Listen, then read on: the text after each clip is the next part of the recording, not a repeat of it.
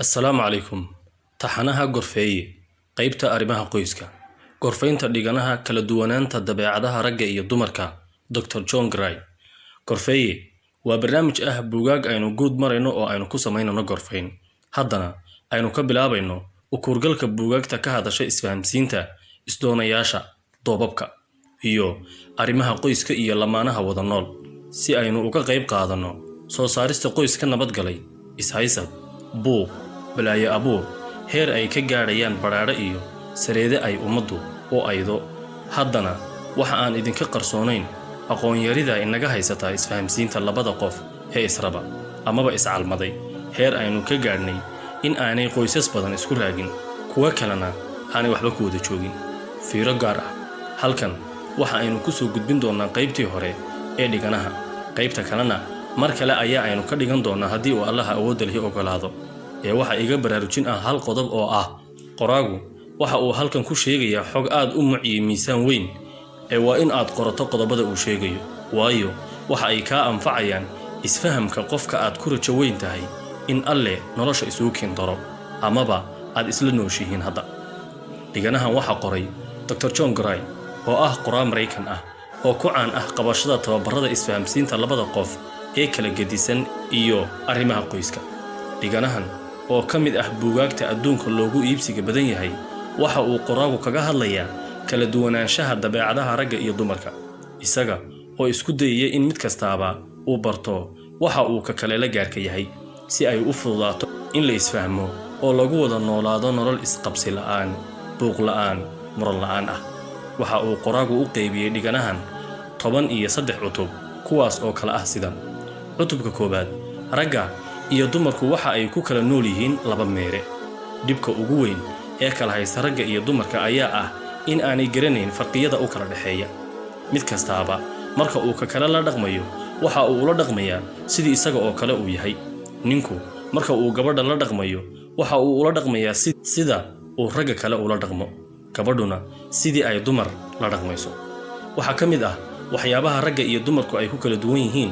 in ragguna ay gabadha ku xukumaan in ay gaf gashay oo ay iyadu khaldan tahay iyaga oo badana u keena cadaymo dumarkuna ragga ay la dardaarmaan iyaga oo ku leh waxaas in aad samayso ayaa ku fiican iyaga oo aan raggu ka dalban in ay dardaarankaas siiyaan cilmi baadhis la sameeyay ayaa waxa ay sheegtay in 50% ay lamaanaha adduunka ku nool ku guuleysteen in uu jacaylkoodu sii waaro halka ay 50% kale isfureen ama ay ku wada joogaan cabsi warwar buuq iyo baylah taagan cutubka labaad mudanaha waaya aragga ah iyo garabka hagaajinta guriga cabashada ugu badan ee dumarku qabaan ayaa ah in aanay raggu dhageysan marka ay hadlayso had iyo goor marka ay gabadhu hadal dheer oo dhibaatooyin dhacay ah u sheegayso qofka qaaliga ay u aragto waxay doonaysaa in uu la dareen noqdo ragguna waxa ay moodayaan in ay ka dalbanayso fardaaminta iyo xalka dhibaatooyinkaas dhibka ugu weyn ee ay ragguna kaga cawdaan dumarka ayaa ah in ay dumarku doonayaan in ay qalin shubataystaan oo ay ka bedelaan qaabkii ay ahaayeen waxa ka mid ah waxyaabaha ragga iyo dumarku ay ku kala duwan yihiin in ragguna ay daneeyaan wax kasta oo u kordhinaya awood iyo itaal milge iyo maamuus oo ay shaqadu ugu weyn tahay dabeecadaha haweenka waxa ka mid ah dabeecadaha ay haweenku si gaar ah u leeyihiin kow in ay jecel yihiin jacaylka xiriirka quruxda laba waxa ay jecel yihiin isu dumidda iyo bulshada saddex waxay jecel yihiin dareen kasta oo ay qabaan in ay muujiyaan oo dibadda keenaan afar waxa ay jecel yihiin isdhisitaanka nafeed shan waxa ay ku faanaan ilaalinta dareenka dadka kale lix waxa ay aad u yaqaanaan kaalmada toddoba waxa ay ku fiican yihiin dardaaranka sideed ma dhaawacaan ninkii ay dhab u jecel yihiin dabeecadaha ay raggu leeyihiinna waxa ka mid ah u adkaysiga dhibaatooyinka iyo xallinta wixii murga ee marin habaaba markii uu lamaanaheena noloshu inoola dhaqmayo qaab qalafsan waxa weeye in aynu inagu ka khaldannahay oo aynu samaynay wax khalad ah haddii ay haweenaydu ka weydo ninka wixii ay ka dalbatay waa ay carootaa iyada oo u qaadanaysa in aanu rabin danayna aanu siinayn xalkuna waxa weeye in ay weydiiso sababta ee aanay caroon markasta oo aad dhegaysato haweenayda marka ay kula hadlayso ama ay dhibaato dhacday ka cabanayso waa mar kasta oo ay degto cutubka saddexaad ragguna hoggooda ayay galaan, dumarkuna waa ay hadlaan. Marka ay diiqadu jirto, ragga iyo dumarku waxyaabaha ay ku kala duwan yihiin waxaa ka mid ah in ay raggu si fiican shiishka u saaraan dhibka jira, halka ay dumarkuna isku dhex yaacaan. Marka la eego dhinaca nolol maalmeedkana waxa ay ku kala duwan yihiin in ay raggu 1 hilmaamaan dhibaatooyinkooda, 2 marka ay ka fakarayaan dhibaatooyinka lama wadaagaan dadka ee si hoos ah oo keligood ah ayaa ay u xalliyaan, iyaga oo fardaaminta dhibaatooyinka ka bilaabaya tan ugu fudud, halka ay dumarku 1 marka ay lamaanuhu kulmaan waxa ay haweeneydu ka sheekaynaysaa dhibaatooyinkii soo maray maalinka. 2 marka ay la hadlayso qaaligeeda haddii uu dhagaha u dhaadhicin waayo oo uu odhan waayo haa hay waxa ay moodaysaa in aanu jeclayn. Ninku marka uu dhibaato xallinayo waxa la sheegaa in 5% maskaxdiisu ay diyaar u tahay arrimaha xidhiidhka, halka 95% kale ku fogan yihiin fardaaminta iyo xallinta murugta iyo mushkiladda soo food saartay. Markasta oo ay badato isdifaacidda ninku uu difaacayo naftiisa ayaa ah markasta oo ay soo badato diiqadda ay haweeneydu ka qabto qaaligeeda. Had iyo goorna canaanta haweenku ma aha mid sii dheeraada ee waa xilli yar oo u baahan kaliya in aad dhegaysato, iyada ayaa aamusi. Cutubka 4 sidee bay isu dhiirigelin karaan ninka iyo haweeneydu? Abuur ahaan dumarku marka ay ragga soo jiidanayaan oo ay rabaan in ay soo xirigeliyaan kaliya waxa ay u diraan fariin ah eegmo macnaheedu tahay adiga ayaa ah kii aan raadinayay. Haddii ay dhacdo in uu ninku gabadh si dhab ah u jeclaadana waxa uu daneeyaa si ka daran naftiisa, raalli ahaanshaheedana waxa uu u yaqaanaa raalli ahaanshihiisa. Had iyo goor dumarku waa ay farxaan marka loo oofiyo baahidooda ay qabaan. Haddii aad aragto iyada oo diiqadoonaysa, macnuhu waxa weeye in ay u baahantahay cid cudud u noqota oo ay ku tiirsato, ayna dareemayso kelinimo. Waayo haweenku waxa ay u baahan yihiin cid la dareen noqota in ka badan inta ay u baahan yihiin xoolo iyo adduun. Kala duwanaanshaha danaynta da'aysan. Halkan qoraagu waxa uu kaga hadlay in ay ragga iyo dumarku waxyaabaha ay ku kala duwan yihiin ay ka mid tahay in ninku marka uu yar yahay uu daneeyo hawlihiisa gaarka ah iyo naftiisa, marka uu weynaadana ay ku soo badato danaynta duulka dumarka la dhaho, halka ay dumarku marka ay yar yihiin daneeyaan ragga iyo isu qurxintooda, halka marka ay sii weynaadaanna ay ka sii fogaadaan danaynta ragga. Waxa la dhahaa jacaylka ay dumarku jecel yihiin ragga iyo in ay isu muujiyaan waxa uu ninka ka caawiyaa in uu dadka kalena garab galo oo uu kaalmeeyo.